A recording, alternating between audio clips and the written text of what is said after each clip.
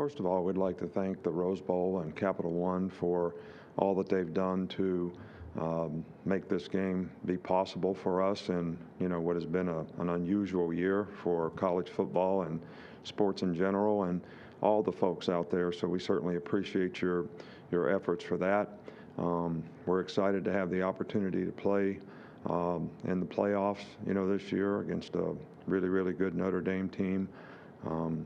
And our players are certainly looking forward to the opportunity, even though the game's going to be played in Dallas. We understand the tradition of the Rose Bowl as well as anybody for our time in the Big Ten. And, when we played in 2009 out in California in the Rose Bowl against Texas. So, this is something that I guess every player sort of plays for all season long. And, it's something that you get this far, you don't want to just get this far. You want to keep on going.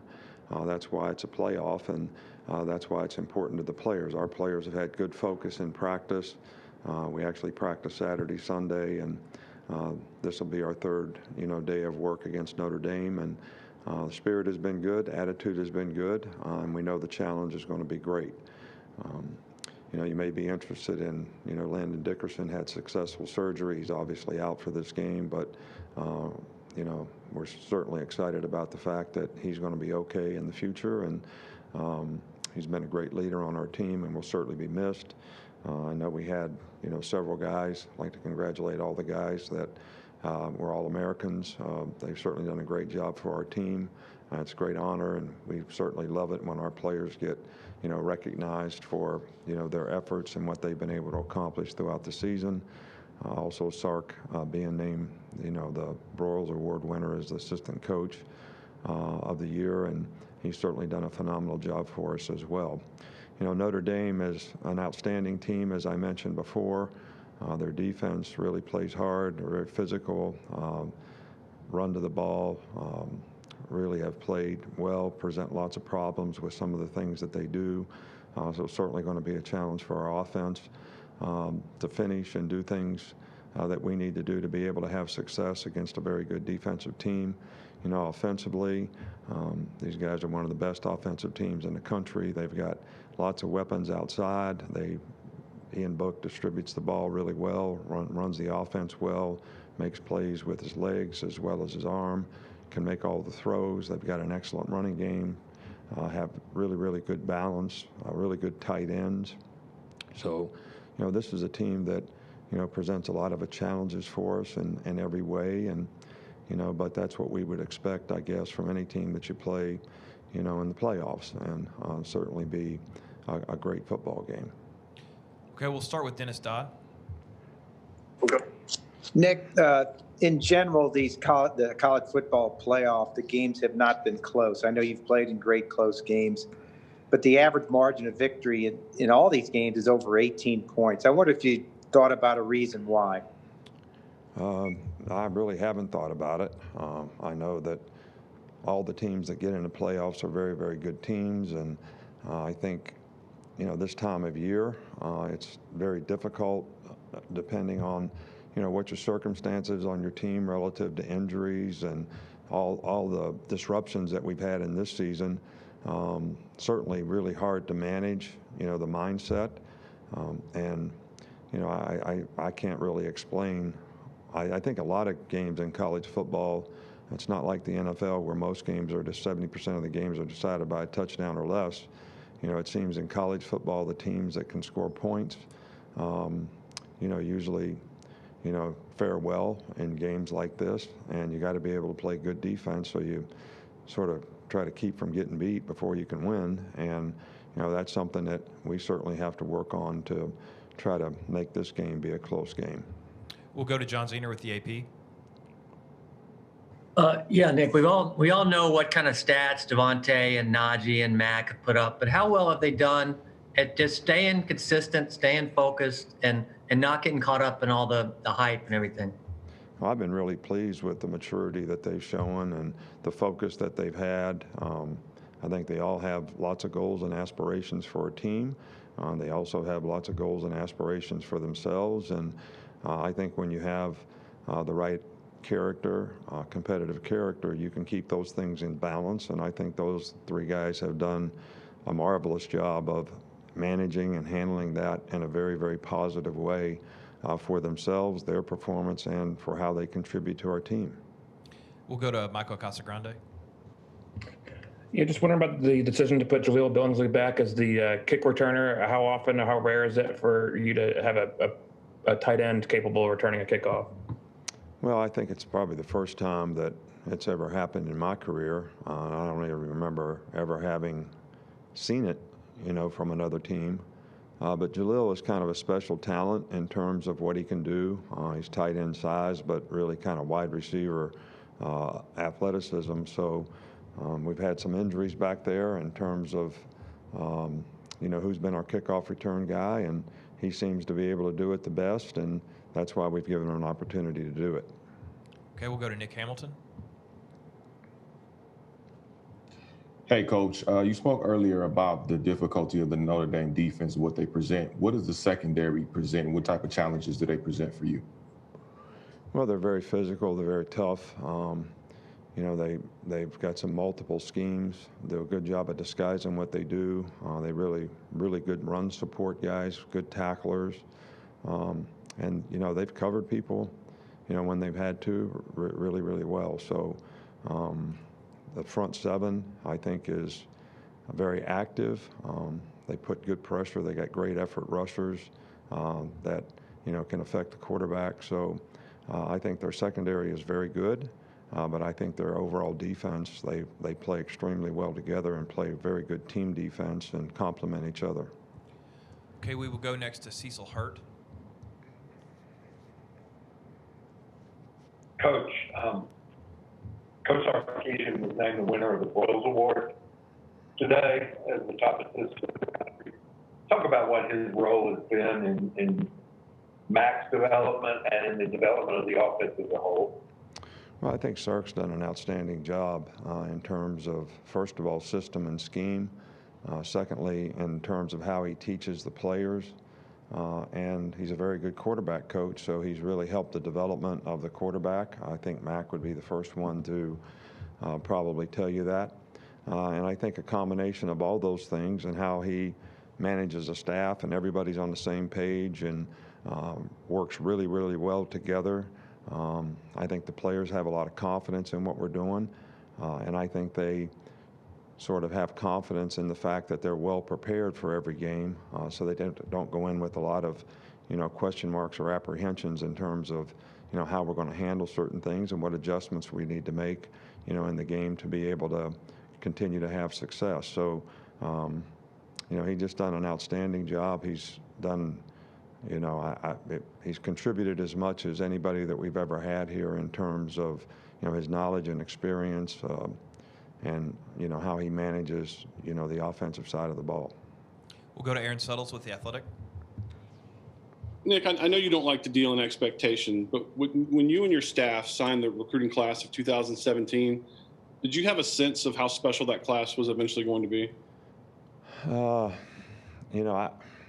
I don't ever think of it that way. And you answered your own question because we don't have expectations, and we just try to take the guys from wherever they are and try to develop them so that they can be the best that they can be. And, there's some guys that we have very high hopes for and think are going to be great players that don't really pan out. And there's other guys that, become great players when you really didn't think that they might become great players. So I think we just take each individual player and try to help them develop, personally, academically, and athletically, so that they can be the best version of themselves and go out and compete and create value for themselves as football players. We'll go to Lane Higgins with the Wall Street Journal. Hey, Coach, kind of piggybacking off of Dennis's question earlier about the lopsided nature of some of these semifinal games. I know that there's been a lot of conversation this year about, maybe what the future of the playoff looks like and expanding it. But, do you think that the nature of these games and the results being a little bit lopsided is perhaps an argument to reduce the format? I mean, what do you see as the future of the playoff there? Well, I've always been a guy that, when we started the playoffs, when we started picking two teams to play in a championship game. My biggest fear was, college football had a great venue. It was the only thing that a lot of people got rewarded for having a great season by going to a bowl game or whatever. And my concern was as soon as we started to have playoffs that all the focus would be on the teams in the playoff, and there would be a minimal amount of interest in some of the other games. And I don't think it's healthy for college football players when players opt out, don't play in bowl games, and all those types of things. But it is what it is because most of the emphasis is on the playoffs. And in some ways that's unfair to the other teams. And I don't really know what the solution is. I know this is the system that we have, and we work really hard to try to make our program work, in this system in a positive way. So I do think it's great for the players to have a chance to be in a competitive venue like this and play against some great teams and, some great venues. So, there's good and bad in both, and I don't really know what the perfect solution might be. We'll go to Ray Turner.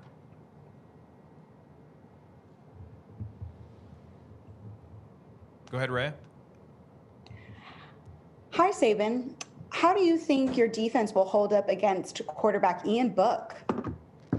Well, I think it's certainly going to be a challenge for our defense. I think their entire offensive team is going to be a challenge for us because of the great balance that they have on offense, their ability to run the ball, also make explosive plays in the passing game, and the quarterback's ability to make all the throws as well as extend plays with his feet, scramble and run. He's certainly a dual threat guy that presents a lot of problems for us, and we're going to have to be very disciplined in terms of the way we play and everybody doing their job if we're going to have a chance to be successful, against Ian Book and Notre Dame's offense. We'll go to Pat Forty.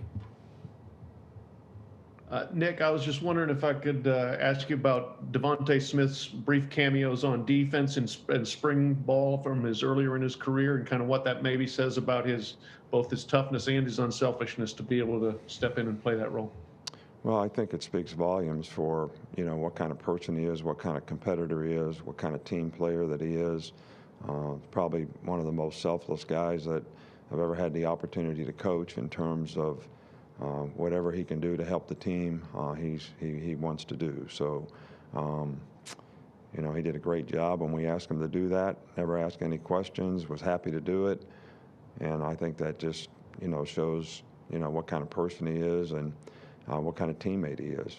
The guy is, one of the most popular guys on the team, and he's also one of the leaders of the team that everybody looks up to because of the example that he sets every day and how he goes about his work.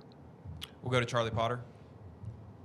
Hey, Coach. Just wanted to ask you about Jalen Waddle and LeBron Ray. How are they coming along in their recoveries and their availability moving forward? LeBron Ray is not practicing. He's still rehabbing. I'm sorry I didn't hear the other guy. Who was the other? Who else did he ask about? Hold on just a second. Waddle.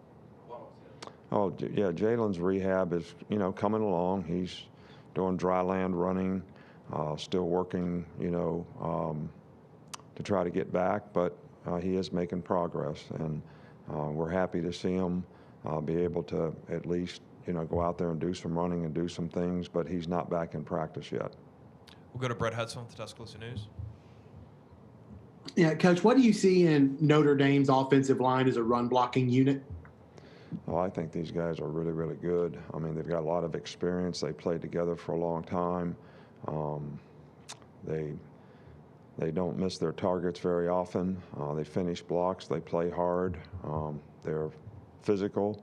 And I think that's probably the best word to describe them on both sides of the ball up front, is they're very physical. But these guys do a really good job, and they don't make very many mistakes, I can tell you that. We'll go to Tony Tsoukalas. Nick, what does Chris Owens offer from the center position? And then how have you seen his leadership kind of grow throughout his, 5 years with the program? Well, Chris has been a really selfless player as well. He's been kind of a jack of all trades for us. He's played center, he's played guard, he's played tackle, probably all this year, and has done a really good job in whatever we've asked him to do. And This is certainly going to be a challenge, no doubt.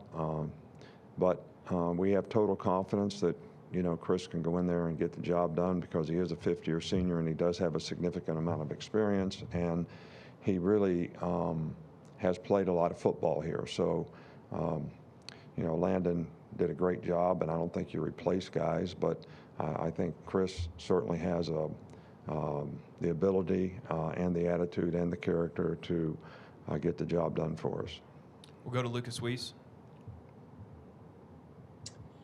Hi, Nick. Thanks so much for taking the time. I'm just curious if you can comment on the growth of John Metchie from the start when he was with Alabama to now, and how his play can be seen as an inspiration to Canadians wanting to play football. Well, I think that it's hard for me to answer the second part of that question, but I think, anytime somebody sets a great example for young people, wherever they're from, and they do it in a first-class way like, John Metchie does for us, I think that's a positive for college football, and I think it's a positive for young people, and I think it's an inspiration for, anybody who has goals and aspirations of maybe being able to play at the collegiate level or in the NFL or whatever. And Jonathan Metchie has been a very, very positive contributor to our team. He's tough, he plays hurt, he plays physical, he gets open, he makes catches, he makes plays, and he never complains. So this guy is, the epitome of what you look for in a wide receiver, and he certainly hasn't disappointed us in terms of how he's developed here, how he's worked here, and what he's developed into. We'll go to Chuck Freeby. Nick, earlier today, Brian Kelly lauded your evolution as a coach, saying you're constantly trying to improve. Where have you seen Brian Kelly's evolution since you played him back in 2012? Well, I thought they had a very good team in 2012, and I've always had a tremendous amount of respect for, Brian Kelly. Wherever he's been a coach, he's had a tremendous amount of success. But, I think their team reflects the kind of team that anybody would want to coach in terms of how they compete, how hard they play, sort of the discipline and all the intangible things that you try to develop and build, in your team and in your program. And I think they do it extremely well, and that's obviously a great compliment to him and his leadership and ability to get his team to be able to play that way on a consistent basis. But, I think they do a great job of featuring their players. So, they had a great tight end as a receiver. They used him really well when we played him before. They got some really good tight ends now. They use them in multiple different roles that creates issues and problems for you. So I think the one thing that he does do is a great job of featuring the personnel that he has, and obviously they have a different team now than they had then, but they're very effective in how they use the players that they have. Okay, Coach, we're going to finish up with Edwin Stanton. Hey, Nick, I know you don't like to look in the rearview mirror, but when you reflect on this program that you've built at Alabama, what stands out the most in your mind? And also, did you get anything special for Christmas this year? Well, I got to spend time with my family and my grandchildren and my children, so that's pretty special. And it's always special to see them be happy for the things that you're able to, give them. It's always greater to give than it is to get. And so it was really positive from that standpoint.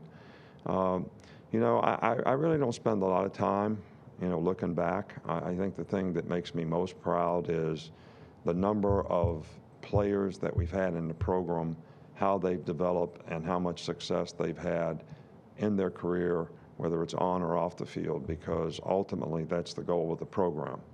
Can we have a program here that helps our players have a better chance to be more successful in life because they were involved in the program? Because there's a tremendous amount of lessons to be learned in competitive sports in terms of the characteristics that you need to develop success in your life. And I think that would be the one thing that would make me feel most proud of all those individual players who have been here, who contributed in this program and have gone on to be successful in whatever their future endeavors were, and that's the ultimate goal that we have for everyone involved in our program. All right, Coach, thank you.